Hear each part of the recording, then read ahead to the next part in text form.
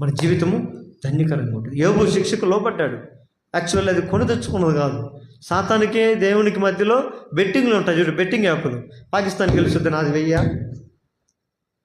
ఇంకొకడు ఏమంటాడు, లేదు ఇండియాని గెలుస్తుంది, నాది 10,000. బెట్టింగ్లు పెడతారు కదా.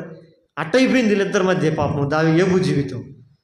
యోబు దగ్గరికి వెళ్ళి సాతాను వెళ్ళి అంటాడు, అయ్యా యోబు ఊరకనే నీతిమంతుడి కాదయ్యా, నువ్వు కాపు ఇవ్వండి. కాదురా, కాపు లేకపోయినా కానీ యోబు నీతిమంతుడే, నా మీద అంత నమ్మకం యోబుకి అంటే. ఆహా లేదయ్యా అంటే, పందెమా? పందెం కానీ ఇద్దరు పందెం పెట్టుకుని భూమి దీన్ని గబ్బు చేసి పెట్టారు. పాపం తెలుసు కదా యోబు సంగతి. వాళ్ళిద్దరు బెట్టింగ్లు పెట్టుకుని వాళ్ళిద్దరూ పాపం మధ్యలో ఈయన దౌర్బల్యమైన జీవితాన్ని జీవించినాడు. కానీ చివరికి గెలిచింది ఏంటి? ఏం గెలిచిందమ్మా? దేవుని నీతే. ఆమె దేవునికి మహిమ కలుగును కాక. అందుకని ఆయన వారి ఎదుట మనం చూసినప్పుడు